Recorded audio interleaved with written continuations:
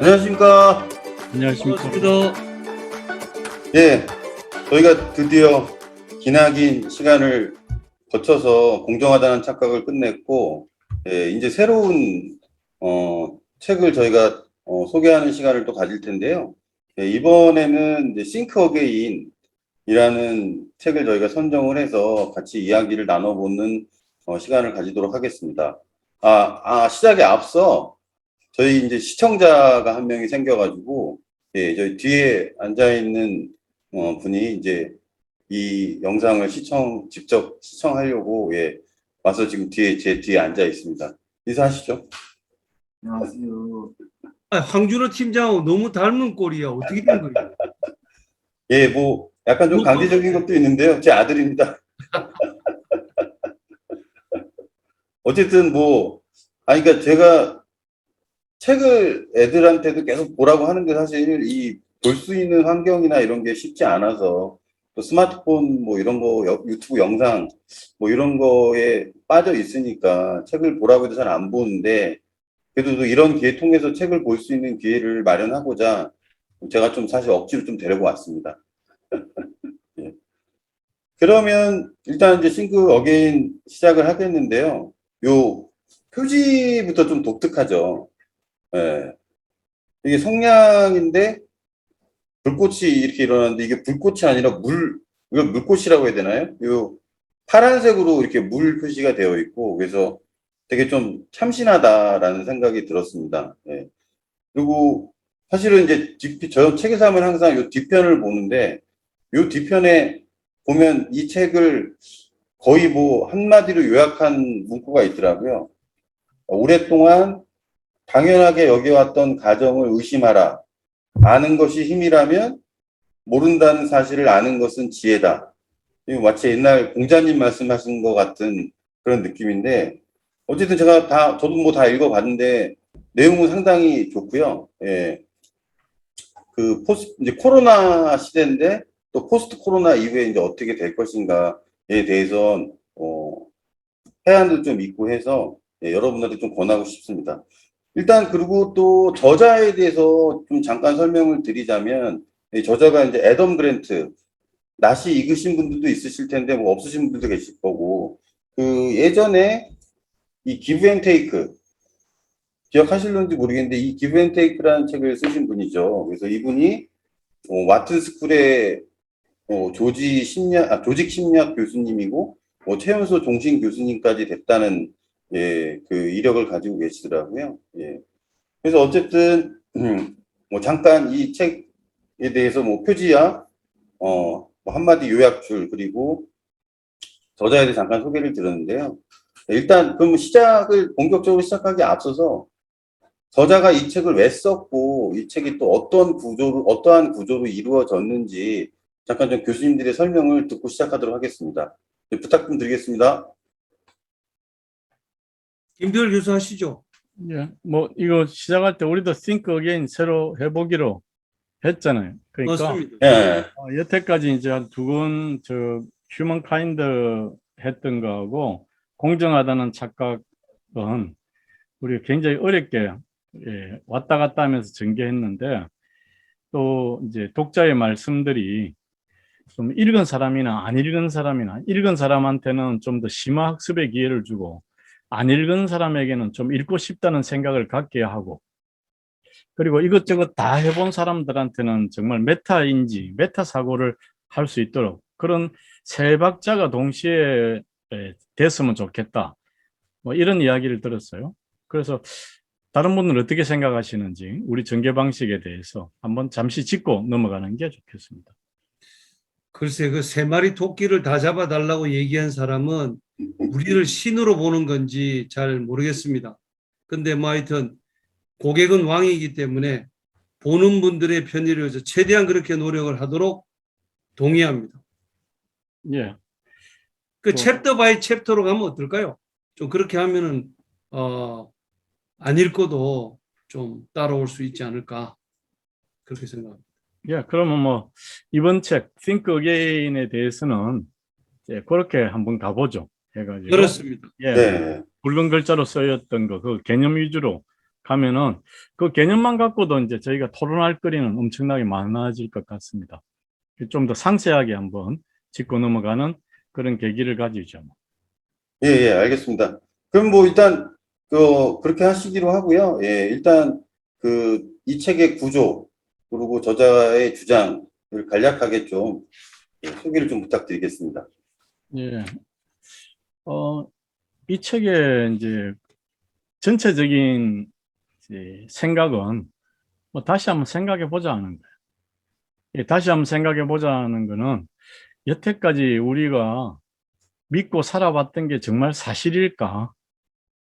또는 그런 의견이라 그런다면은 또 그게 여전히 유용할까? 뭐 이런 거에 대해서 다시 한번 생각해 보자는 거예요. 그러니까 진리라 그러면은 그게 사실인지 거기에 대해서 다시 한번 생각해 보고 옛날까지 이거 우리가 유익하다고 생각했다면은 지금 현재까지도 유익한가? 이런 이야기죠. 그래서 우리 이제 1장에 이 책의 집필 의도가 굉장히 잘 나와 있습니다. 그래서 첫 번째 이제 들고 나오는 게 정보 배정기의 개념입니다. 지금 있던 정보가 더블로 늘어나는 시간. 1950년대는 이게 50년이라 그랬거든요. 50년. 그전에는 뭐 수세기가 걸렸겠죠. 지식이 그렇게 급증하진 않았으니까. 제일 처음에 지식이 급증하는 그 계기가 된 게 뭐냐 그러면은 이 문자의 발명이죠. 문자의 발명. 그 다음 한 게 이제 종이 발견입니다. 매체, 미디어의 발명입니다. 그 다음 하게 된 게 뭐냐면은 이제 목판 인쇄, 찍어내는 인쇄술. 그러다가 15세기 들어오면은 저게 활자, 인쇄술 나오죠. 뭐 직지가 1300 몇 년 되니까 14세기 때네요. 그래서 뭐 우리나라가 최초로 활자라고 하는 말은 대규모로 지식과 정보가 전달되는 시간입니다. 예, 커뮤니케이션 매체와 속도가 발전함에 따라서 정보 배정기가 확확 늘어나는데 1980년대는 아마 7년이라 돼 있죠. 7년. 그런데 지금 2010년에는 6개월입니다. 지금 있는 정보가 더블로 늘어난대. 그건 지금 언제입니까? 2021년이죠. 그러면 적어도 한 1개월에 더블로 아마 늘어날 겁니다. 정보가. 그러면 우리는 정보가 늘어나면 뭐가 됩니까? 판단이 달라지게 되죠. 그죠? 이 기하급수적으로 늘어나는 정보 속에서 우리가 다시 한번 우리의 편견, 고정관념 이런 것들 한번 짚어보고 이게 과연 진리인지 혹은 이게 아직도 유용한 건지에 대해서 한번 생각해 보자 하는 책이 이 책입니다. 그래서 이제 책 제목에도 나와 있는 이 물꽃. 물꽃도 이게 뭐냐 그러면은 이 에단 그랜트 딸이 제안을 한 거래요. 예, 뭐 책 뒤에 보면 나옵니다. 그러는데 그건 말 된다. 옛날 같으면 말도 안 되는 소리 이랬잖아요. 그죠? 지금은 말 된다. 신선하네. 뭐 이렇게 된 거거든요. 그래서 다시 한번 생각해 보자는 계기가 된 거. 그래서 이게 여태까지 알고 있는 지식의 총량 때문에 우리가 이런 생각을 갖게 됐다 그런다면은 한번 지식이 이렇게 늘어나는 시간에 다시 한번 자기 생각을 점검해 보고 맞지 않는 생각은 고쳐야 되고 이런 것들이죠. 그래서 이거는 이 생존의 문제다 그래요. 그래서 이 책 앞에 뭘 나오는가 하면은 이제 화재 사건 이야기 나옵니다. 화재 사건 이야기. 뭐 우리 김영철 교수님 간단하게 이야기해 주시죠. 그 소방대원들이 헬리콥터를 타고 맹굴치 화재 현장에 투입이 됩니다. 공중에서 낙하해 내려오는 거죠. 불은 엄청나게 타고 있고 팀장이 딱 상황을 보니까 이거는 도대체 끌 수 있는 레벨의 불이 아닙니다. 그럼 뭡니까? 36개 도망치자. 살아남아야 된다. 그래가지고 이제 막 몇 명인가 13명인가 4명이 막 도망을 가다가 갑자기 도지라고 하는 팀장이 자기보다 뒤에다가 자기가 이제 앞에 가고 있으면서 뒤에다가 불을 질러 버리니까 뒤따라오던 대원들이 저 도지 대장이 미친 사람이다. 우리를 죽이려는가 보다 하고 그 의도를 의심합니다. 근데 도지가 뭐라고 얘기하냐면 야 빨리 넘어오라는 겁니다. 왜? 불을 미리 태워가지고 뒤따라오는 불이 잡아먹을 풀이 없도록 만들어야지 불이 소진된다는 걸 얘기를 했는데, 뭐 요즘은 이게 다 아는 얘기고, 임도 만들어 놓은 것도 그렇게 이제 불을 차단하기 위해서 만들어 놓은 건데, 이때는 그런 것이 상식적으로 알려져 있던 때가 아닙니다. 이 사람이 처음으로 생각한 거예요. 그러면 무슨 뭐 불박사냐? 그것도 아닙니다. 현장에서 있었던 여러 가지 경험을 통해서 순발력 있게 그 현장에서 생각을 해낸 거거든요. 그래서 이 사람이 만약에 다시 생각하지 않았더라면 이런 식의 제안을 할 수 있었을까? 그리고 부하 대원들 보고 갖고 있던 장비들 다 버려라. 지금은 도망갈 때인데 뭐가 중요한 거는 몸을 가볍게 하는 거다. 뭐 이런 얘기를 하는데, 나중에 화재로 죽은 대원들 가운데는 죽는 순간까지 도끼 쥐고 있던 대원도 나오고, 그래서 이게 결국은 왜 이런 일이 벌어지느냐?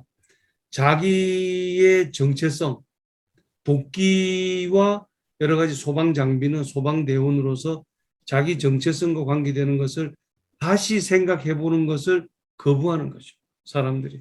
그래서 이제 아담 그랜트가 다시 생각해 본다는 것은 이만큼 중요한 거다, 뭐 이런 얘기를 하고 있는 게 앞에 나옵니다. 예, 죽고 살고의 문제다 하는 거죠. 그래서 지금 아까 이야기했다시피 도지 대장같이 이렇게 순발력 있는 사고, 이거는 자기가 가진 지식들, 이런 것들, 편견들을 다 던지고 이런 사고를 할 수 있는 사람, 살아남을 수 있다. 근데 그 다음으로 살아남을 수 있는 사람은 장비를 던진 사람이다. 이 장비라고 하는 거는 조금 전에 말씀하신 것 같이 내가 장비가 없는 소방대원은 보통 일반인하고 다른 게 뭐가 있느냐. 나로 만들어주는 거는 장비다. 이거는 뭐예요? 나로 만들어주는 건 내 지식과 경험이다. 이런 거잖아요. 그죠? 자기의 지식과 경험, 권위를 다 집어 던지고 다시 생각해 볼 수 있다면은 지금 이 시대에, 지식이 급증하는 이 시대에 살아남을 수 있다. 예, 그렇지 않으면은 우리는 죽은 소방대원 같이 끌어안고 죽을 거다. 네 지식, 네 명예, 그거 끌어안고 죽을 거다. 네가 죽기를 원하냐? 살기를 원하냐? 뭐 이런 이야기. 지금 우리 이 프로그램을 보시는 분들 가운데 기업인들, 특히 리더들은 이 말 진짜 명심해야 됩니다. 지나간 오래된 생각, 이거를 다시 생각해 보지 않거나 옛날 테크놀로지를 그대로 그냥 안고 가려고 하는 사람들, 이 상황에서 불을 끄는 것이 제일 중요한지 내가 살아남는 것이 제일 중요한지, 이 가치관 확립을 제대로 해놓지 못하면은 그냥 간다는 겁니다. 아담 그랜트에 따르면. 근데 군인이 그러면 총도 버릴 수 있을까요? 살기 위해서? 그러니까 물속에 헤엄쳐서 강을 건너야 된다고 할 시점에서는 그때는 버려야죠. 살기 위해서 버리는 거지 군인이기를 포기하는 게 아니다, 뭐 이런 얘기입니다. 그럼 또 새로운 총을 또 장착할 수 있죠. 예. 하도, 앱저 건너가지고 적의 무기를 탈취해서 또 그거로 싸워야죠. 예. 아니, 하도 세뇌를 당해서 군대 있을 때, 예. 총은 절대 버리면 안 되는 걸로. 그렇죠. 예. 맞습니다. 예. 그러니까 여기 프롤로그 보면 또 재밌는 얘기가 나오는 게, 근래까지도 제가 콘텐츠에 썼던 사례 중에 하나가 냄비 속의 개구리인데, 예.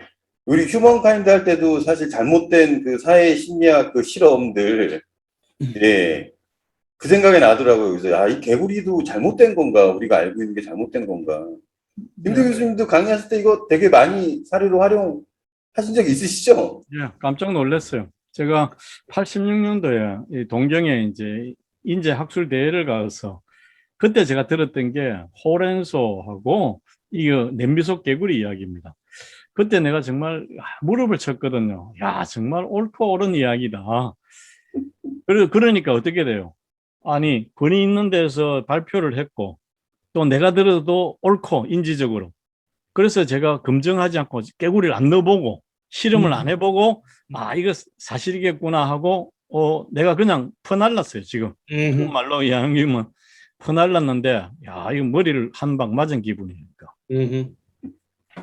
그러니까 이 책 보면 되게 친절한 것 같아요. 프롤로그만 봐도, 예, 그 산림소방대장 그 1949년도에, 예, 그 얘기를 하면서, 시작을 하고, 냄비 속 뭐 이런 얘기도 나오고, 또 왜 지금 또 이 책을 썼는지에 대해서 포스트 코로나 시기를 대비하자라는 그런 얘기하면서 상당히 친절하게 프롤로그에서 사실은, 잘 얘기를 해주더라고요. 그리고 또 전체적인 구조도 상당히 이게 눈에 딱 한눈에 띄게끔 이렇게 구조가 되어 있거든요. 자, 그럼 김대 교수님, 나머지 이 1부부터 4부까지 또 어떻게 되어 있는지 잠깐 좀 소개 좀 부탁드릴게요. 예, 이 책에서 좀 뭐 친절하게 한번 가보죠. 이 책에서, 이 책이 요구하는 거는 13페이지 나와 있어요. 13페이지의 둘째 줄 보면은, 다시 생각하기, 자기가 알고 있던 것을 잊어버릴 수 있는 기술과 관련된 능력, 여기에 대해서 쓰고 있다. 이렇게 이야기합니다. 그래서 자기가 알고 있던 것을 잊어버릴 수 있는 기술에 대해서. 그러니까 think again이라고 하는 것은 자기가 알고 있고 자기가 진리라고 생각했던 것을 잊어버리라 그러는데 이걸 버릴 수 있는 그런 능력, 그걸 하는 거다 하는 거예요. 그래서 1장에는 개인적인 차원입니다. 이거 제일 중요한 게 내가 변하는 거잖아. 내가 사는 게 제일 중요하기 때문에 내가 알고 있는 걸 어떻게 버릴 수가 있느냐 하는 방법에 대한 거고, 두 번째는, 그러니까 1장은 도지대장이에요. 두 번째는 대원들입니다.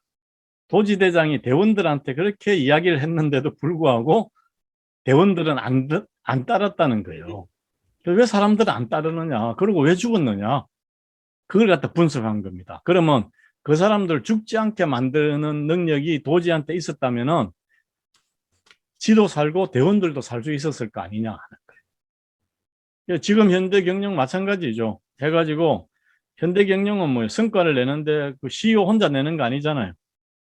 그 모든 구성원들이 내야 되는데 CEO만 해안을 갖고 있으면 안 되죠. 그 해안을 다른 사람들한테 설명하고 설득하고 같이 행동할 수 있는 것, 그런 능력에 관한 게 이제 2장입니다.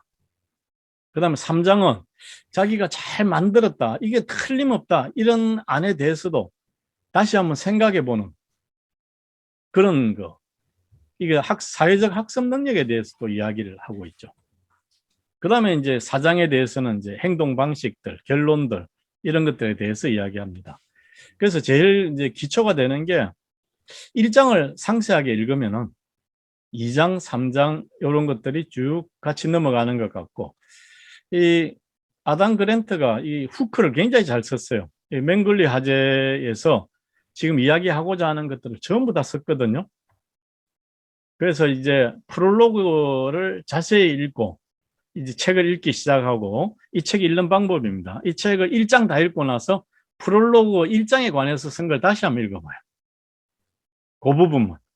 그 다음에 2장을 읽고 나서 프롤로그에서 2장에 관해서 쓴 걸 또 읽어보면 또 3장 읽고 나서 또 3장에 관한 것도 읽고, 이렇게 보면 굉장히 쉬워요. 그래서 이 편집자 진짜 기차게 편집을 한 것 같아요. 그래서 뒤에 보면은 저는 이제 이 책에서 감사의 글이라고 뒤에 나와 있는데 보통 사람들 건너뛰는데 그것도 읽어보기를 권합니다. 그러면 이 책이 왜 이렇게 잘 짜여졌는지에 대한 답이 뭐 표지부터 나오죠, 그죠? 표지부터 다 해결이 될 겁니다. 예, 그런 식으로 하고 이제 뭐 저는 이제 이 프롤로그부터 있었던 개념들 하나하나 짚으면서 네. 가는 게 좋다고 생각합니다. 저 개인적으로는 사실 2부가 제일 재밌었어요. 그 국제 토론 챔피언.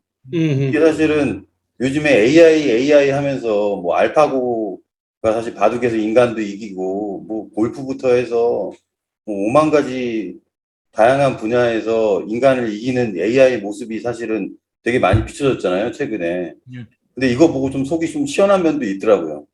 그래도 인간이 기계보단 낫다. 예.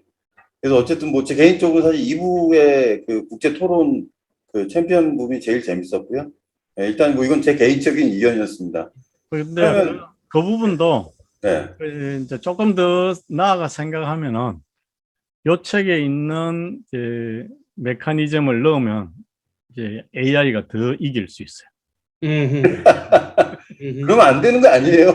지금 그 안에 이제 AI에 넣어놓은 게 전투 모드로 넣어놨기 때문에 네. 음흠. 예, 춤 모드를 갖다가 넣어버리면은 또 AI가 이겨요.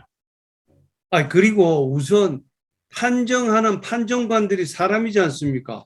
네. 팔이 안으로 굽지 AI 보고 판정해보라 그러세요.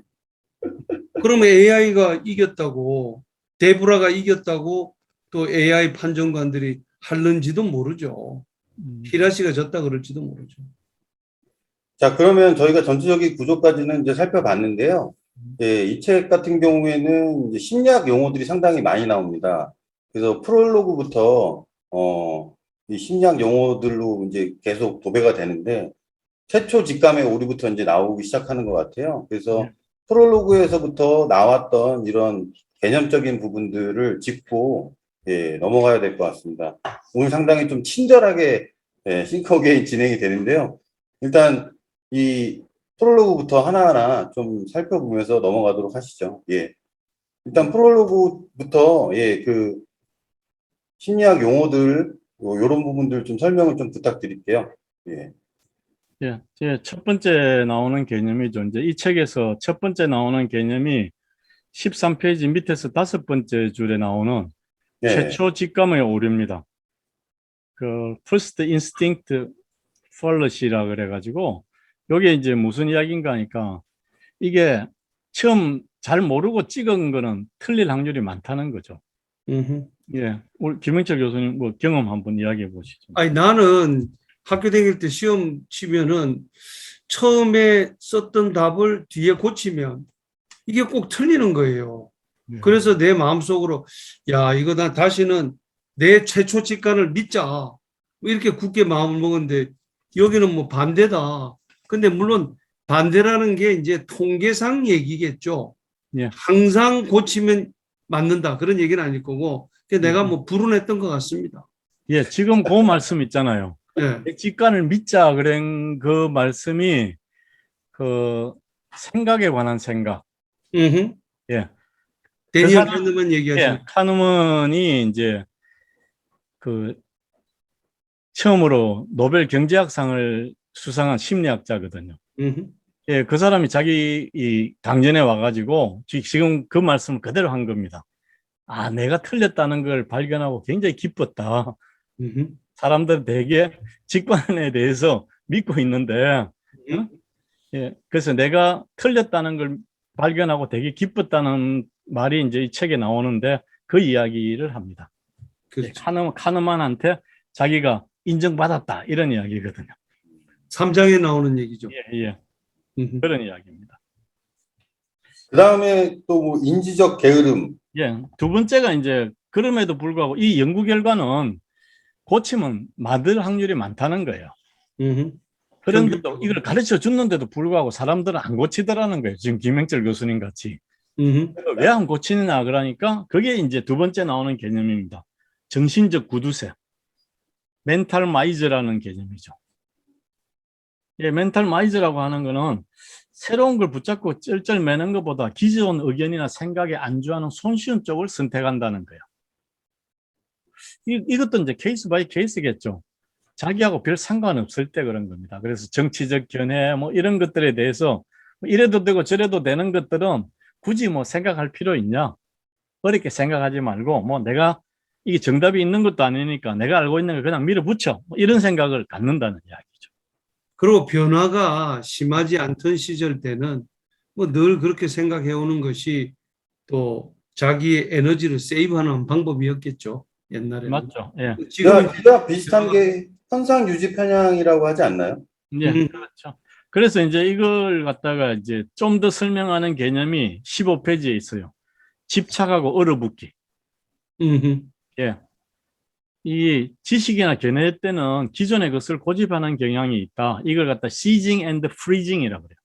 음흠. 이 freeze가 얼어붙다거든요.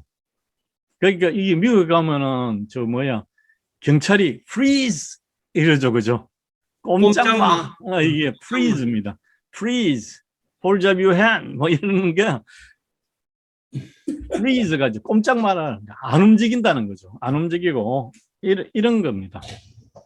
그래서 이거 의심할 때 불편함보다는 확신할 때 편안함이 더 좋더라. 이런 이야기.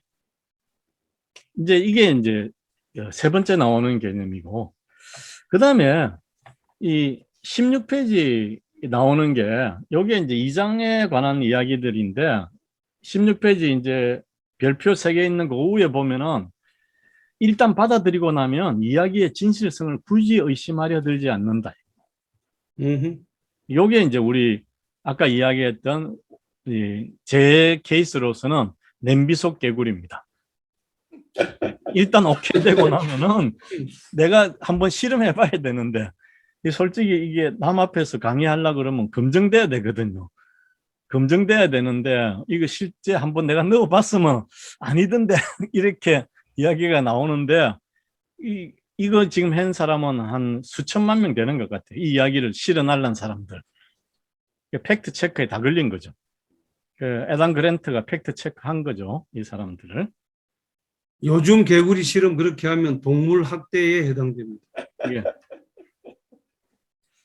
그 다음에 이제 쭉 나오는데, 이제 17페이지 쭉 나오는데, 맹굴치 화재 뭐 그냥 이야기 나옵니다. 그래서 만약에 소크라테스가 이 화재 대장이랬으면 다 죽었을 거다. 이 토론식으로 계속 이렇게 하면 언제 하겠냐. 이런 이야기죠. 그죠? 예. 자, 뭐 그런 거 메타포로 이야기들을 저 소크라테스를 언급하셨기에 내가 한마디 하면은 예. 소크라테스가 그 전쟁에 2번이나 참가했던 용감한 군인입니다. 예. 그 사람이 그 화재 현장 바로 앞에서 자 일단 우리가 한번 토론부터 해보자 그렇게는 안 했을 것 같고 제대로 된 이 요즘 우리나라에 테스형이라고 알려져 있죠. 예. 이 테스형 같으면은 아마 평소 때 이런 유사시를 대비한 지적 그 멘탈 트레이닝을 평소 때 하지 않았을까. 그래서 예. 모든 가능성을 열어놓고 토론을 하는. 예, 맞습니다. 그게 뭐 전적으로 동의합니다. 그렇습니다. 예. 여기 이제 22페이지 보면은 나와요. 22페이지에서 이 책의 이제 집필 의도 중간입니다. 이 책은 다시 생각하기에 가치를 살펴본다 이랬거든. 그러면서 이제 나오는 개념이 네 번째 나오는 개념입니다. 정신적 유연성을 다루는 책이다. 그래서 mental flexibility입니다. 그래서 이 책을 다 읽고 나면은 정신적 유연성을 가지게 된다. 이 정신적 유연성이라고 말하는 거는 바로 앞에 말했던 freeze, seizing and freezing이라는 거에 대한 반대되는 개념입니다. 그러니까 네가 소방대원이 갖고 붙들고 죽었던 그 장비같이 이거 죽을 지금 던져야 되는 거다. 그 던질 수 있는 게 정신적 유연성이다. 그래서 정신적 유연성에 관한 책이다. 그래서 이 책 다 읽고 나면 너희들 정신적 유연성이 좋아질 거다. 그래서 뭐 이 정신적 유연성에 대해서는 내가 뭐 개인적으로는 이야기 못 한다. 왜냐하면은 사람들마다 인지 도구 하나씩은 갖고 다닌다는 거죠. 자기 나름대로 판단 기준을 갖고 있고 생각들이 있고 후퇴하지 못하는 가치관 이런 것들을 다 갖고 있다. 근데 그게 뭔지는 모르지만은 좌우지간 이렇게 격변하는 시기에 버릴 수 있으면 살아남는다. 이런 이야기. 그걸 보통 상식이라고 하지 않나요? 양식이죠. 상식, 양식, 뭐, 예. good common sense, 뭐, 이런 것. 예. 예. 그리고 뭐 가면증후군 그거는 2장 내 가서 얘기하는 게 좋을 것 같습니다. 예. 이제 여기서 이제 프롤로그 이야기하는 게 이 정신적 유연성에 대해서는 이 이제 그랜트가 굉장히 애타게 생각합니다. 뭐라고 뭐 하는가 하면은 지금 이제 굉장히 이 아주 각광을 하는 페이스북 있잖아요. 페이스북 저커버그가 엄청 부자가 됐는데 이 페이스북의 첫 번째 만든 사람이에요. 이 페이스북 자체가 하버드 대학 그 예비 신입생들끼리 서로 이제 그 통신하기 위해서 만드는 건데 이걸 만든 그 핵심 주역 2명이 하버드 안 가고 캠브리지로 진학을 해버렸대요. 그래, 그게 없어진 걸 갖고, 어? 피자 잘라가 팔고 이렇게 사기치던 저커버거가, 또 뭐 이런 말 하면 안 되지. 저커버거가 아니 뭐 팩트면 그걸 해도 됩니다. 썼죠. 그걸 썼는데, 야, 내가 정신적 유연성을 갖고 있었으면은, 내 지금 여기 이 책 쓰고 안 있었을 거다. 뭐 이런 이야기입니다. 그래서 이 자기 사례를 딱 이야기하면서, 이거 정말 억울하다. 내같이 억울하게 안 되려면은 이 기회라는 게 늘 있는 거 아니니까 미리 너 정신적 유연성 좀 갖고 놔라. 이런 이야기. 그래서 지금 이제 24페이지 보면은, 그랜트 지가 하는 일이 나옵니다. 내가 하는 일은 우리가 일을 하고, 지도자 역할을 수행한 인생을 살아가는 방법에 대해 다시 생각하는 것. 또 다른 사람도 그렇게 다시 생각하도록 만드는 것이다. 이게 주로 지가 하는 일인데 그 일에 대한 이야기를 한다는 거죠. 그래서 지금 이제 정신적 유연성에 대해서 이제 이 그랜트가 설명하는데 지금 지금 팬데믹 이게 참 좋은 그 계기가 됐다는 거예요. 그래서 팬데믹에서 세계 지도자들이 세 가지 고정관념을 다시 생각하게 됐다는 거예요. 첫 번째는 뭐냐니까 중국 같은 미개한 나라는 이렇게 영향이 있을지라도 미국 같은 나라는 괜찮을 거다. 영국 나도 괜찮다. 뭐 이런 이야기였고, 뭐 스웨덴은 뭐 그냥 다 풀어놔도 괜찮을 거다. 이런 생각을 가졌던 거. 첫 번째 편견. 두 번째는 뭐냐니까 이 코로나로 죽는 사람보다 독감으로 죽는 사람이 더 많다. 이 똑같은 바이러스 아니냐? 독감 바이러스인데 코로나가 뭐 독감보다 뭐 그렇게 셀까? 뭐 이런 이야기. 세 번째는 우리가 이제 환자라고 생각하는 사람들이 정상이 있는 사람이 환자지. 그래서 기침하는 사람 보면 저 사람이 환자구나 이렇게 생각하지 정상이 없는 사람이 이렇게 감염을 옮길 거라고는 생각도 안 해봤죠. 이 세 가지 고정관념에 대해서 코로나가 다시 생각하게 만든 거예요. 그리고 여태까지 사람들 만나면 프렌치 키스하고 이랬잖아요. 지금 못하죠. 그렇게 했던 거, 내가 못하죠, 이렇게. 소중하게 생각했던 거, 그런 것들을 지금 다시 생각하게 만드는 거다. 그리고 우리가 사람 살아가는 세상은 그냥 술 먹고 같이 모이고 모임하고 교류하고 이게 사회성이라고 하는 건데 이 사회성이라는 거에 대해서 다시 생각해 봤다. 그리고 지금 이제 뭐 이 코로나 때문에 우리도 줌으로 하지만은 이걸 줌으로 하면서 우리가 다시 생각해 보게 된 게 있어요. 제가 느끼는 건데 저는 제가 강의할 때 내 모습이 어떤지를 못 보거든요. 근데 줌으로 보면 내가 볼 수 있어요, 지금. 지금 흥분하고 있구나. 내가 보기에는 별로 흥분 잘 안 하시는 스타일인 것 같아요. 근데 내가 자신을 관찰할 수 있다는 게 이게 다시 보게 된 거예요. 이게. 그래서 우리의 고정관념에 대해서 다시 한번 생각해 보게 만드는 거. 그 익숙한 것들로부터의 이별, 뭐 이런 것들을 시사해 주는 게 이런 거 아닌가, 이 책 아닌가, 이런 거예요. 그러니까 요즘 그런 이제 코로나 때문에 또 이슈가 되고 있는 게 이제 메타버스? 예. 이것도 사실 이제 메타버스라는 개념 큰 범위 안에 들어가더라고요. 만나지 않고도 만날 수 있게끔 하는. 그러니까 세상이 코로나 때문에 상당히 많은 변화를 더 일으킬 것 같더라고요. 그리고 코로나가 장기화가 되면서 이게 사실은 뭐 메르스처럼 뭐 한 6개월이면 뭐 정상으로 돌아가지 않을까 했는데 거의 지금 2년 가까이 되고 있죠. 그렇죠. 그러면서 이제 코로나로 인한 변화가 사실 포스트 코로나 이후에도 사람들이 익숙해지니까 이게 더 오래 지속돼 이제 이런 변화가 계속 이루어지지 않을까라는 생각이 요즘 많이 들더라고요. 예. 근데 이 메타라는 말 제일 먼저 쓴 사람이 아리스토텔레스 아닙니까? 메타피직스. 예, 메타피직스에서 제일 먼저 우리 세계 너머를 형이상학이라고 얘기를 했죠. 예. 아리스토텔레스가 먼저, 참 아리스토텔레스 참 많은 일을 하셨어요, 보면. 저작권주의, 저작권. 서양 철학에서 서양 지성사에서 논문 형식으로 네. 그 글을 최초로 쓴 학자가 아리스토텔레스죠. 그 전에 플라톤이 그 전부 희곡 방식으로 이렇게 음, 주어가 I 또는 you의 형태로 글을 쓰다가 그건 이제 에세이 스타일이고 네. 아리스토텔레스가 최초로 이 제3인칭이 주어가 되는 방식으로 글을 쓰는 논문 형식을 최초로 쓴 학자입니다. 어, 그게 언제 오르가논이잖아요. 오르가논. 요즘 시스템이라는 말에 원어가 되는 오르가논.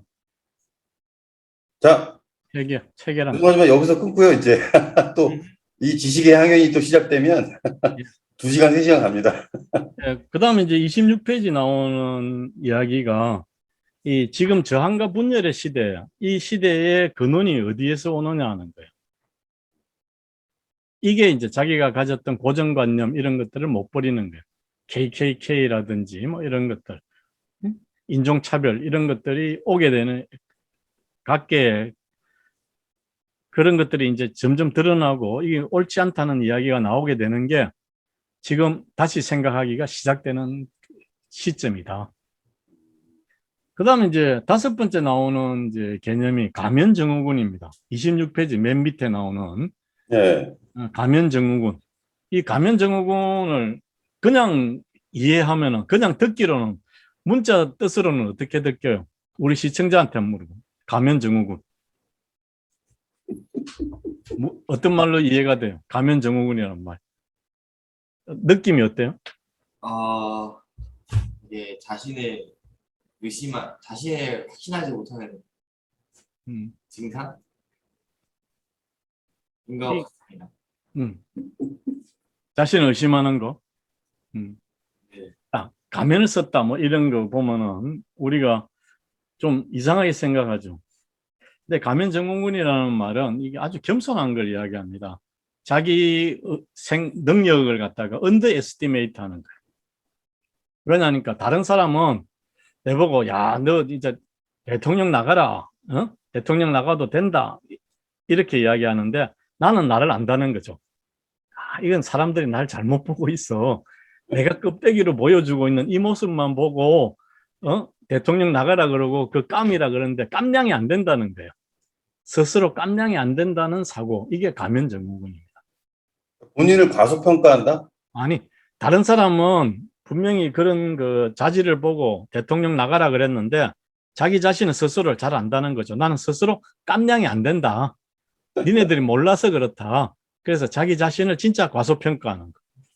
이걸 갖다가 가면증후군이라 그러고 지금 이제 프롤로그에서는 요 개념인데 가면증후군과 반대되는 개념이 이제 안락의자 쿼르백이라 그러거든요. 이거는 진짜 함량이 안 되는 사람이 진짜 되는 것처럼 생각하는 거예요. 지금 우리나라 대선 후보들이 전부 다 그러고 있거든요. 이 근데 정치적인 발언은 지금 2장에서 다룰 얘기를 여기서 계속 더 하실 건가요? 아니요. 이거 지금 나와서 하는 이야기. 그러니까 20, 지금 프롤로그에 있는 개념들을 다 음. 설명해버리면 아예 다 설명해가지고 이제 지금 조금 전에 그 알라그자 코르백하고 가면증후군이 2장 토픽이거든요. 예, 네. 그 2장 때 가서는 아예 그 개념은 설명된 거니까 예. 그냥 안다고 치고 넘어가면 반복하면 중간이 돼. 안 되는 거고. 반복하면 되죠. 그러니까 거기 가서 또 반복을 할 거면 여기서 너무 많이 얘기를 해놓으면 그렇죠. 여기서 할 얘기가 좀 제가 듣기로는 지금 프롤로그 어느 정도 정리가 된 것 같아요. 예. 네. 자, 그래서 여기 그 다음에 이제, 그 다음 27페이지 한번 보죠. 27페이지 첫 번째 줄입니다. 27페이지 첫 번째 줄. 이게 재밌어요. 읽어보면은. 노벨상을 받은 과학자. 여기 밑줄 긋고 다니엘 카누만이라고 쓰면 됩니다. 나중에 밝혀질 건데. 근데 그냥 네. 읽으면 몰라요. 이 부분이 음, 어떻게 자기가 틀렸을 때 슬퍼하지 않고 오히려 기뻐했는지. 그 말이 이제 아까 이야기했던 거. 이 사람은 시스템 1, 직관을 굉장히 중시했던 사람이고, 모든 사람은 직관으로 의사결정하고, 그 다음 시스템 2는 이제 그 생각해보기, 천천히 생각하기, 분석하기 이런 것들이거든요. 데이터, 이런 것들이 직관이 잘못할 수 있는 그런 위험을 갖다가 방지하는 그런 역할을 해야 된다. 이런 생각을 했는데, 여기는 직관이 틀렸다. 이런 이야기거든, 지금. 아담 그랜트가 한 그 논문 발표에 왔어요. 왔는데 그래 하고 들어봤는데 자기가 틀렸다는 거 듣고 되게 기뻐했다. 이 말은 아담 그랜트가 슬쩍 자랑한 겁니다. 야, 카너만도 내한테 짓다 그랬는데 니네들이 이거 갖고 왈가왈부 하지 마 이러면서 못을 박은 거예요. 근데 이건 아는 놈만 알게, 아는 자만 알게, 그걸 갖다 딱 그 복선으로 깔아놓은 겁니다. 좋게 얘기하면 복선이고 나쁘게 얘기하면 겸손하지 못한 거지. 지적 오만이죠. 그렇죠. 자, 그럼 프롤로그 다 말씀하셨어요, 교수님? 예, 그 다음에 2부에서 뭐 이야기하는 거는 유도하는 방법, 이야기했죠? 27페이지 나옵니다. 다른 사람이 다시 생각하기를 유도하는 방법이 2부다. 3부는 의사소통을 한층 원활하게 하는 방법에 희망의 씨를 뿌려준다. 그 도구로서 평생 학습 커뮤니티를 어떻게 만들 것인가가 3부의 주제다. 이렇게 설명하고 있습니다. 그 다음 페이지. 되게 친절하신데요? 친절하죠, 지금. 멈추지 않으시고 계속. 그 다음에 28페이지 맨 마지막에 나오는 게 이 맹굴치를 갖고 이제 메타포의 마지막 28페이지, 29페이지가 메타포의 극치입니다. 이게 뭐냐 그러니까 우리는 산불을 방지하려고 막 그러는데 사실 산불 좋은 거다. 사실 산불 이게 좋은 거다. 산불에 이렇게 순경향이 있는데 우리는 불만 나면 끌려고 그런다. 그걸 우리가 잘하는 게 있죠. 우리가 이제 정월 보름날 그 논에다가 불 놓죠, 그죠? 불 놓는 거. 지불놀이도 하고요. 지불놀이하고 이러는 것들이 우리 조상들은 벌써 알고 있었다 이러는 거죠. 그런데 니네들이 산불 나면 바로 끌려고 그러는데 그게 니네 습관이고 잘못된 고정관념이다. 근데 봐라, 산불에 이런 효용도 있는 거 아니냐 이런 이야기입니다. 그러면서 프롤로그가 끝납니다. 그래서 이 프롤로그를 상당히 잘 썼다고 봅니다. 저는 이 다른 책 어떤 책보다 이 공정하다는 착각의 프롤로그보다 이 책의 프롤로그 상당히 짜임새 좋아요. 후크도 좋고. 그런데 이 편집자의 역량이다. 그렇게 봅니다. 그 다음에 이제 1장으로 들어가시죠. 네. 네. 드디어 프롤로그가 이제 끝났습니다. 드디어 1장 들어왔습니다. 예, 이제 뭐 1장은 우리 김영철 교수님. 1장에서 제일 중요한 개념들을 갖다가 첫 번째 패러그래프에서 나오거든요. 그게 저는 사실 안 하다는 게 블랙베리를 접해보지 못했거든요. 예, 그래서 뭐 블랙베리 사례가 나오는데 사실 뭐 노키아는 모를까 블랙베리는 사실 저한테 와닿지가 않아서. 근데 김현철 교수님은 혹시 블랙베리 그래서 접해 보셨었나요? 써본 적은 없고요. 네. 누가 가지고 있는 것을 구경한 적은 있습니다. 근데 1장에서는 결국 그 사례도 물론 이제 중요하지만 개념을 먼저 얘기하면 필립 테틀록이라고 하는 자기 그 동료가 20년 전에 사람들의 인지 과정을 크게 세 개로 얘기합니다. 첫째, 전도사가 있고요. 둘째, 검사가 있고 셋째, 정치가가 있습니다. 전도사는 어떤 사람이냐? 자신의 신념이 어떤 도전을 받거나 위협에 처하면 그걸 막 옳다고 막 강변하는 거예요. 제가 지금 기억나는데 그 고등학교 다닐 때 교회 전도사님한테 물어본 적이 있어요. 예수님을 접한 사람만이 천당에 갈 수 있다고 그러는데 우리나라에 기독교가 전파되기 이전에 신라시대 때 화랑들이나 이런 사람들은 그 개념조차도 모르고 접할 기회조차도 없는데 그분들은 지금 어디 가 계십니까? 뭐 이렇게 물어봤더니 넌 이상한 질문만 골라서 하는구나. 그래서 아니 그냥 자연스럽게 들은 질문입니다. 의문입니다. 그랬더니 자꾸 그렇게 뭔가를 알고 나서 믿을까 말까를 결정하려고 그러면 절대 못 믿는다. 믿고 나면 다 알게 돼 있다. 뭐 이렇게 얘기를 들었던 게 이 전도사 개념을 들으면서 기억이 나더라고요. 그래서 일단 하여튼 그 뭔가의 자기의 이념이나 사상 이런 것에 도전이 오면 자기의 그 생각을 한번 되짚어 보려고 하지는 않고 그냥 강변하고 설교하려고 그러고 강요하는 그런 사람을 전도사라 그러고요. 두 번째는 검사가 있습니다. 검사는 뭐냐? 나는 옳고 니는 틀렸다 하는 것을 논거를 들어가면서 증거를 확보해 가면서 계속 상대방이 잘못됐다는 것을 갖다가 이제 끊임없이 지적을 하는 거예요. 그러니까 그 검사하고 맞아 앉아 있으면은 그 굉장히 불편해집니다. 왜냐하면 일단 이 사람은 나의 유죄를 입증하기 위해서 자기가 모든 노력을 다하니까 상대방 입장에서도 말이 곱게 나갈 수가 없겠죠. 그리고 뭔가를 행동만 해도 다 은폐하고 있는 거로 저쪽에서 의심하고 덤벼드니까. 그래서 상대방이 틀렸다는 것을 항상 전제로 생각을 해 나가는 사람, 이 검사라는 겁니다. 세 번째, 정치가입니다. 정치가는 뭡니까? 자기 편을 많이 모아가지고 자기 편이 자기와 생각을 같이 하는 사람들을 많이 모아가지고 위닝 코올리션, 승자 연합을 만들어내는 게 정치고 51%를 자기 편으로 만들면 49%는 뭐 버려도 된다 이런 식으로 이제 정치가들이 가는 거거든요.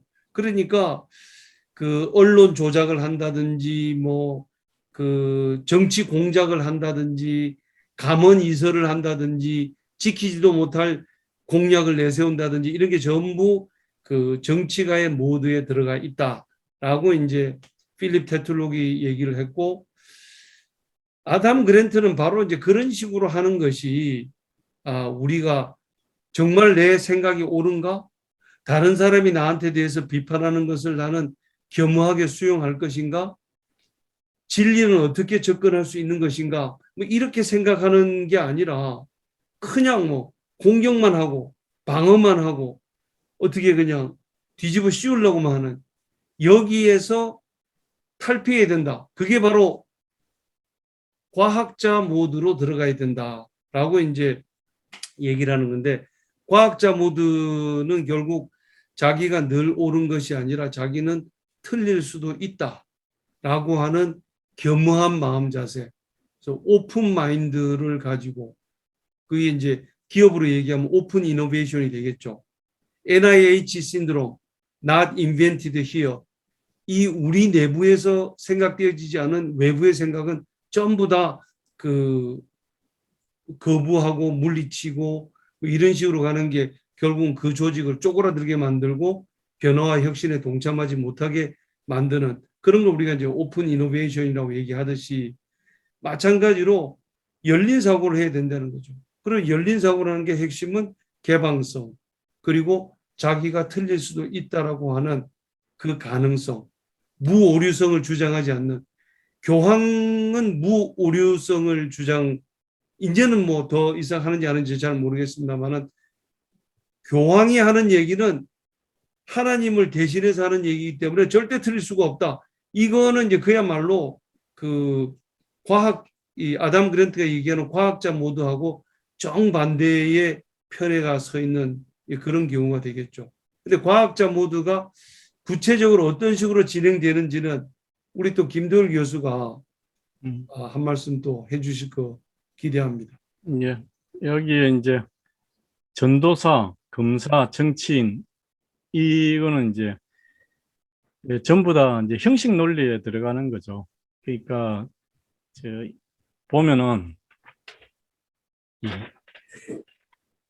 이제 과학자들은 이제 귀납적 사고죠, 그죠? 귀납적 사고. 그러니까 과학은 진리를 발견하는 거죠. 그 진리를 발견한다는 말의 근저에는 뭐가 있느냐 하면은 진리는 도처에 있다는 거예요.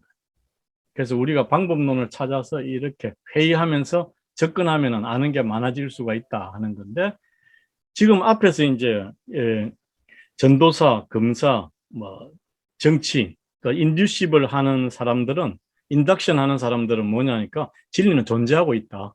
근데 이 진리에 반하지 마라. 뭐 이런 이야기들을 하는 거거든요.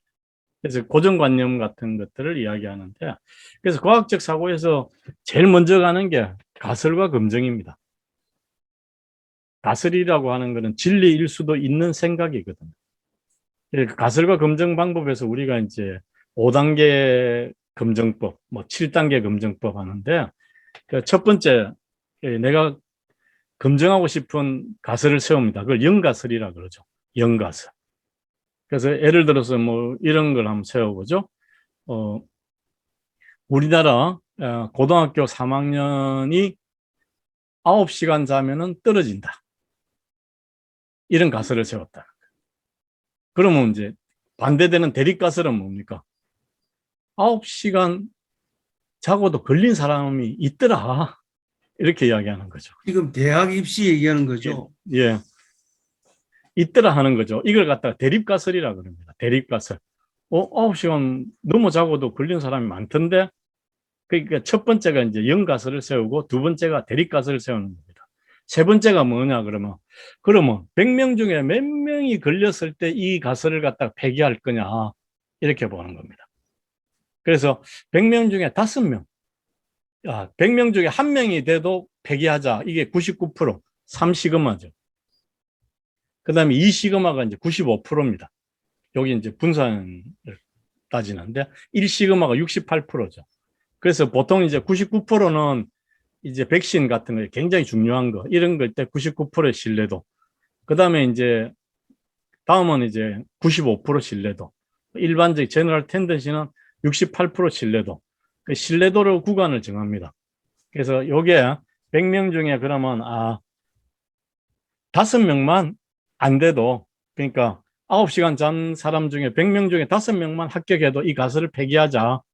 그렇게 나옵니다.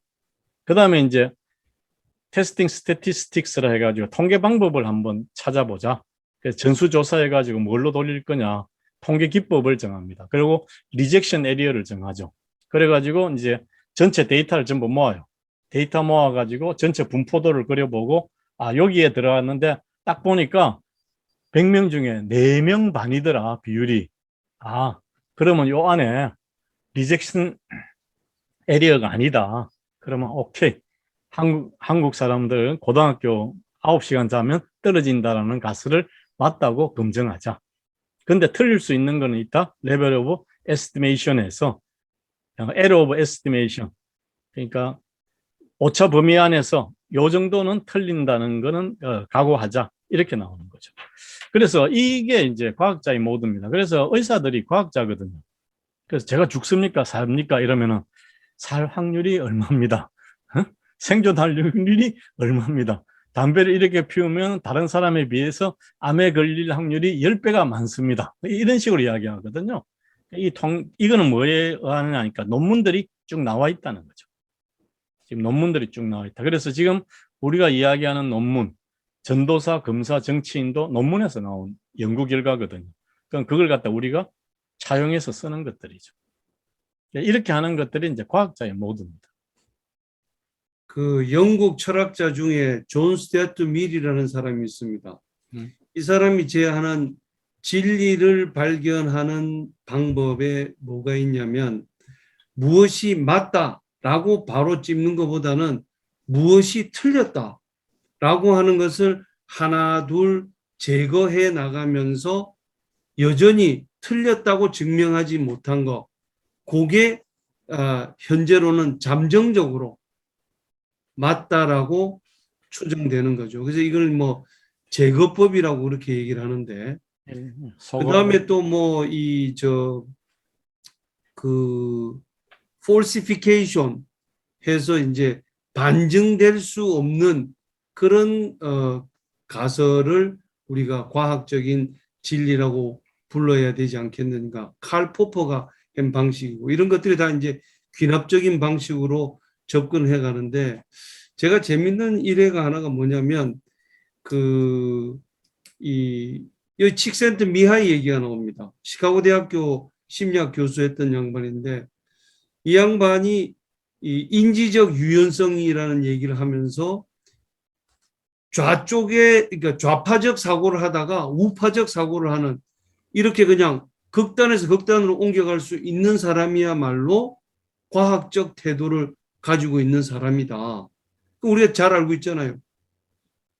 천동설을 얘기하다가 지동설로 확 넘어간단 말이죠. 그럼 사람들이 그 다시 생각하기라고 하는 거는 자기의 모든 가치관과 우주관과 세계관이 다 담겨져 있는 거기 때문에 그 쉽게 그렇게 함부로 못 옮겨가지만 옮겨갈 수 있어야 된다.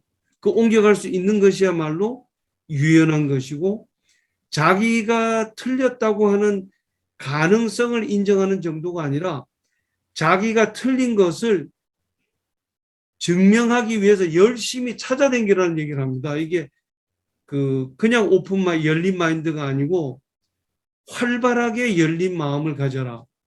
그런 얘기를 하는데 그게 사실 우리 평범한 사람들의 삶을 사는 데는 굉장히 힘든 얘기죠. 예. 자기가 살아가면서 페르니쿠스적 전환이라 그러는 거죠. 그렇죠. 교수님, 지금 가설건두법 얘기해 주시는데 밀도 나오고 이렇게 하셨는데 사실 데카르트도 한번 좀 얘기 좀 해줄 수 있으세요? 의심하라 뭐 이런 거. 데카르트. 생각이 났거든요. 데카르트가 이제 어떻게 하면 내가 영구불변의 진리를 발견할 수 있을까? 이걸 이제 고심하다가 그러면 내가 의심해 볼 수 있는 것은 전부 다 의심을 해봐가지고 그걸 진리로 받아들이지 않고 의심할래야 의심할 수 없는 마지막 남는 그 무엇이 있지 않을까? 그거를 내가 받아들이겠다라고 해서 이제 의심하기 시작합니다. 제일 먼저 의심한 게 내 손이 이렇게 있는데 지금 내가 의자에 앉아 있고 책상 앞에서 카메라를 향해서 지금 뭔가 말하고 있다는 이 사실, 이게 정말로 존재하는 사실일까? 의심을 해보니까 만약에 어떤 악마가 있어가지고 나로 하여금 그렇게 생각하도록 느끼도록 만들어 버려가지고 내가 그렇게 느끼고 있는 것에 불과하지 않을까? 이걸 내가 의심하지 않을 이유가 있는가 해보니까 의심하지 않을 이유가 없는 거예요. 그 다음에 1 더하기 1은 2다 라고 하는 것이 과연 진리일까? 이것도 역시 악마가 나로 하여금 원래는 1 더하기 1은 3인데 1 더하기 1은 2라고 속이고 있는 것은 아닐까 해보니까 그것도 또 그럴듯하고, 그래서 이제 막 모든 걸 다 의심해 보다가 제일 마지막에 내가 진짜 무릎을 딱 치면서 내가 더 이상 의심할 수 없는 것을 찾았다. 뭐냐? 내가 지금 현재 의심하고 있다는 이 사실, 이것마저 내가 의심을 해버리면 어떻게 되겠어? 내가 의심 안 하고 있다는 얘기가 되겠죠. 그러니까 내가 의심하고 있다는 사실만큼은 의심할 수가 없다. 그러면 의심한다라고 하는 것은 도대체 뭘 의미하는 거냐? 이거는 생각하는 것의 한 하위 개념이다. 그래서 내가 생각하고 있다는 사실만큼은 의심할 수가 없다. 그래서 나는 생각한다. 고로 존재한다. 코기토 에르고 숨이라는 걸 얘기를 해서 나가 생각하는 자다. 생각하는 주체로서의 자아는 의심할 수 없다. 그렇기 때문에 그 생각하는 자가 생각하는 것들은 다 사실로 받아들여야 된다. 해서 신까지 올라가는데 그거 듣고 싶습니까? 신 얘기? 예. 우리가 신이라고 하는 개념을 머릿속에 가지고 있잖아요. 그러면 데카르트가 뭐라 그러냐면 신이라고 하는 개념을 우리가 머릿속에 갖고 있고 신이 우리를 만들었기 때문에 내가 신을 의심한다는 것은 나 자신을 의심하는 것이 된다. 이렇게 돼가지고 또 신 존재도 확고한 거로 받아들입니다. 이제 그렇게 되니까 증명해야 될 대상을 증명의 대상으로 놓는 게 아니라 그걸 이미 전제로 해놓고 내가 존재한다라고 들어왔기 때문에 나는 결국 신을 증명했다라고 하는 것이 데카르트가 결국은 연역법적으로 지금 이게 다 진행되고 있는 거거든요. 그러니까 시작 포인트에서 귀납법적으로 시작하는 것처럼 얘기하지만 사실은 이게 다 연역법적으로 얘기를 하는 거기 때문에 데카르트의 그 신존재 증명은 자아 존재 증명으로부터 연역적으로 따라 나오는 이 부분이 과연 그 과학적으로 검증될 수 있는 얘기를 하는 건지 그거를 넘어선 건지에 대해서는 이제 뭐 트루이즘이다 하는 얘기를 비판을 많이 하죠. 음, 그래서 뭐 제가 그 봤던 책에는 일어났어요. 그 나는 이제 의심한다는 거 빼놓고는 모든 것을 의심한다. 내가 의심할 때 나는 생각하게 되고 내가 생각할 때 나는 존재하게 된다. 음. 그 요렇게 이제 요약해 놨더라고요. 그렇죠. 그러니까 생각 안 하고 사는 사람들은 존재할 가치가 없다 뭐 이렇게 되는 겁니다. 지금 이 뭐 철학자들은요 말을 해도 쌀벌하게 합니다. 쌀벌하게. 그 소크라테스 같은 뭐라 하냐면 성찰하지 않는 삶을 사는 사람은 살 가치가 없다 뭐 이렇게 얘기하거든요. 그럼 죽으라는 얘기인지 뭐 무슨 얘기인지 여러분들 상상에 맡기겠습니다. 그리고 이 think again에 관해서는 철학자들은 맨날 하고 있는 게 think again, twice, thrice 뭐 맨날 그 이제 생각만 돌고 있는 사람들이라서 저는 굉장히 그랜트 얘기에 대해서 친화감을 느낍니다.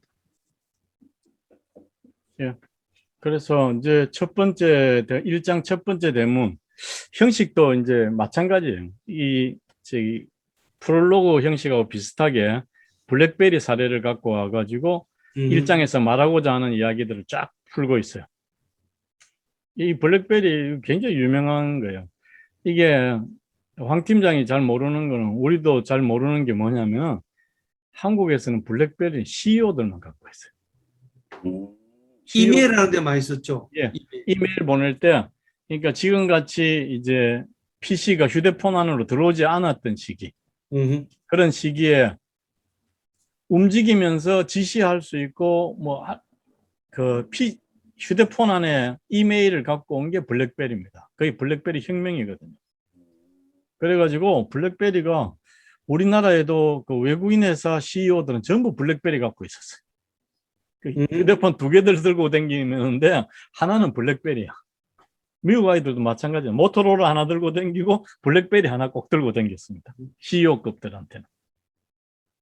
근데 이거를 스티브 잡스가 하나로 합쳐놓은 거잖아요. 스마트폰으로. 그렇죠. 근데 이 책에서도 아까 냄비 속 개구리처럼 저도 좀 놀랬는데 스티브 잡스가 처음에는 아이폰을 반대했었다고 반대했죠. 나오더라고요. 예. 자기 걸 잡아먹는 거니까. 네. 카니발라이제이션 하는 거니까 예. 네. 쉽지 않았지. 그리고 사실 스티브 잡스의 그 아이폰이라고 하는 게 어느 날 갑자기 툭 튀어나온 게 아니고 애플에서 그 전에 뉴톤이라고 있었어요. 뉴톤. 네. 뉴톤이라고 이 핸드헬드 컴퓨터. 어, 그거에다가 결국은 이제 설득할 때 엔지니어들이 이렇게 설득한 거 아니에요. 그 컴퓨터에다가 전화 기능 한 개를 추가한 거지. 지금 우리가 이 전화기로 넘어가자는 얘기가 아니다. 해서 그 이 사람을 다시 생각하게 만드는 방법 중에 하나가 그 사람의 신념을 정면으로 그냥 아주 그냥 뒤통수를 쳐가지고 깨트려 버리면은 방어 모드에 들어가가지고 더 안 바뀐다는 거죠. 그러니까 그거 뭐 여러 가지 기능 들어가는데 전화 기능 하나 더 넣어서 뭐 그렇게 나쁠 거 있겠어요? 여기에 스티브 잡스가 넘어갔다는 거 아닙니까?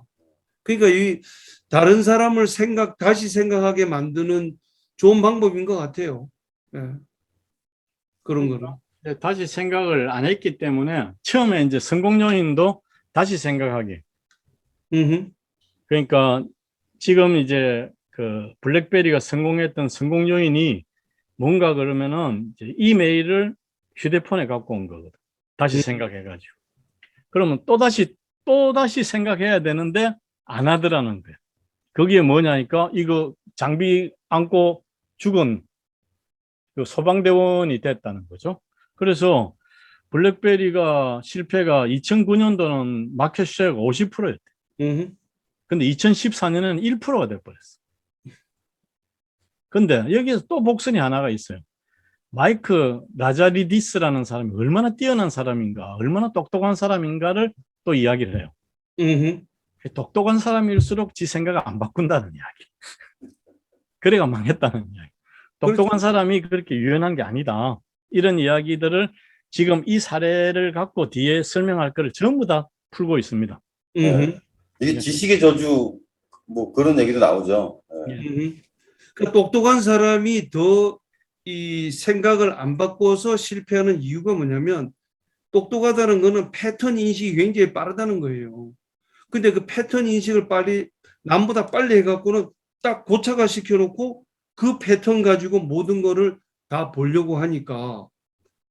근데 이제 엄밀히 얘기하면 우리나라 말이 이런 점에서는 영어보다 더 나은 것 같은데 갓똑똑이 얘기하는 거죠. 갓똑똑. 똑똑이. 예, 우리가 똑똑이. 소위 얘기하는 음. 갓똑똑이 그 갓똑똑이 갓이 god가 아니고 그 얼치기 똑똑이라는 거죠. 그러니까 예. 자기 생각을 수정할 수 있는 걸 늘 생각했는데 그러니까 결국 이 뭐죠 그 블랙베리 경우에는 그 자판이 달려 있었거든요. 물리적인 자판이 달려 있었다고 그게.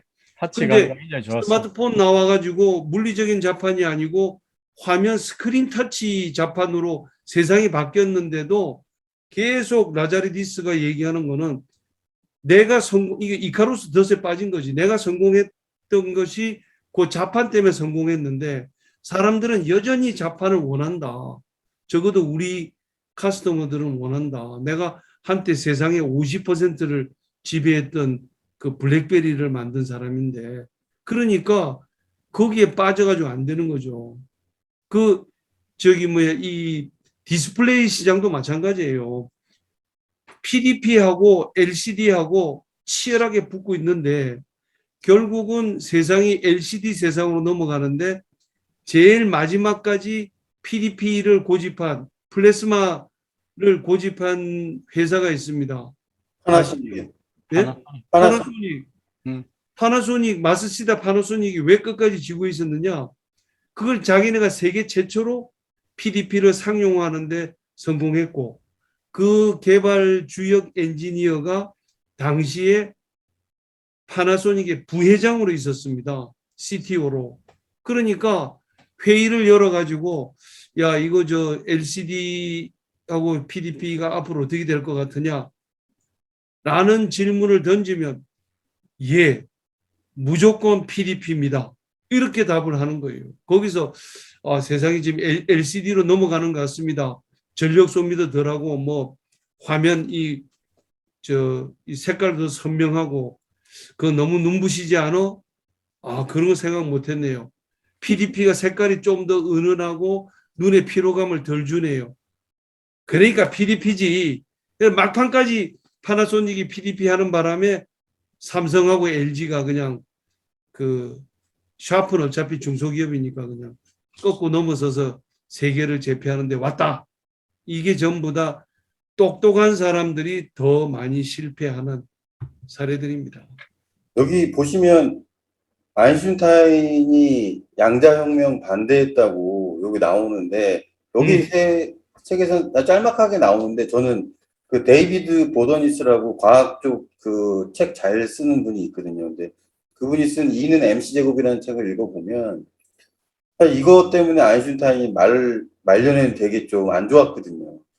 그래서 사실 저는 이게 좀 많이 맞았더라고요. 그러니까 사실 아인슈타인이 어떻게 보면 기존의 그 뉴턴을 뒤집고 예, 새로운 혁신 혁명을 일으켰는데 또 새로운 혁명 양자혁명에 반대해가지고 예, 끝에 이제 좀 안 좋게 말년을 지내셨는데 예, 그런 거 보면 사실 똑똑한 사람 지금 말씀하신 것처럼 똑똑한 사람이 나중에 더 힘들어질 수 있다. 예, 이게 충분히 공감이 되더라고요. 그래서 이제 일단 1장은 똑똑한 사람이 아니에요. 그 와이프 걸 뺏겼다는 게 책에 나옵니다. 그래요? 예, 아인슈타인 와이프 논문을 그대로 뺏겨갖고 했다고. 그래 그것 때문에 그 연습도 하고 막 이래가지고 특허국 그 동료들한테 그 설득하고 막 이러면서 자기 와이프 걸 갖다가 학습해가지고 한 거예요. 그 책에 나와요. 아니 그래서 지금 이제 일장을 끝내기 전에 마지막으로 네네. 거기서 이 아담 그랜트가 얘기하는 다시 생각하기라고 하는 거는 첫째, 지적으로 겸손해야 된다. 예. 둘째, 자기 자신의 그 자부심을 너무 내세우는 내가 누군데 이런 거는 좋지 않고 늘 겸손한 자세로 가는 그리고 확신을 가지는 사람. 이 사람이 제일 잘 틀린다는 거 아니에요. 예. 그러니까 확신을 가지지 말고 늘 꼭 그런가? 과연 그런가? 다른 방식은 없는가? 이렇게 의심해 보라는 그게 오만함으로 함정에 빠지지 않는 가장 좋은 길이다. 이렇게 얘기를 하면서 호기심을 가져라. 호기심을 가져라. 호기심이 결국은 자기가 모른다는 전제하에서 알고 싶어 하는 거거든요. 예. 그러면 뭐 시간이 하니까 이왕 뭐 우리가 친절한 모드로 네. 가자고 했기 때문에 시간 관계상 이 서스펜디드로 해가지고 네. 네. 그다음 뭐 35페이지부터 최초의 직감이 아닌 두 번째 생각 이러면서 개념적인 것들은 다음 회로 좀 넘기죠. 지금 시간이 이래 되니까. 예. 자, 오늘 그럼 여기까지만 하고 네네. 서스펜디드로 가도록 합시다. 네. 아, 오늘 좋은 말씀 많이 들었고요. 예. 사실 이 책이 처음부터 되게 그러니까 말씀하시는 프롤로그부터 해서 상당히 좋은 얘기들을 잘 정리가 처음 잘 돼서 사실 지금 우리가 이 시간에 나눈 것만 해도 사실 영상을 잘 보시면 이 책의 반 이상은 봤다고 저는 생각이 들더라고요. 네. 다 봤지. 네. 다 봤죠. 아니 저 아담 그랜트의 프롤로그보다 아담 그랜트의 프롤로그에 대한 김두열 교수의 해설이 훨씬 재밌어. 야구보다도 야구 해설이 더 재밌잖아요. 잘 네. 모르는 사람이 더 잘 하는 거죠. 근데 제가 보면서 공정하다는 착각에서도 결국 겸손함이 나오잖아요. 오만과 겸손함. 네. 네. 근데 이 책에서도 또 겸손함이 나오더라고요. 예, 똑같은 결이죠. 네. 그래서 하여간 또 겸손함에 대해서 다시 한번 또 생각하게 됐고요. 하여간 오늘 뭐 데카르트부터 해서 뭐 상당히 또 많은 지식의 향연도 이루어졌는데 하여간 좋은 말씀 오늘 많이 들어서 좋았고요. 네, 그럼 다음 시간에 또 뵙도록 하겠습니다. 오늘 수고하셨습니다. 예, 수고하셨습니다.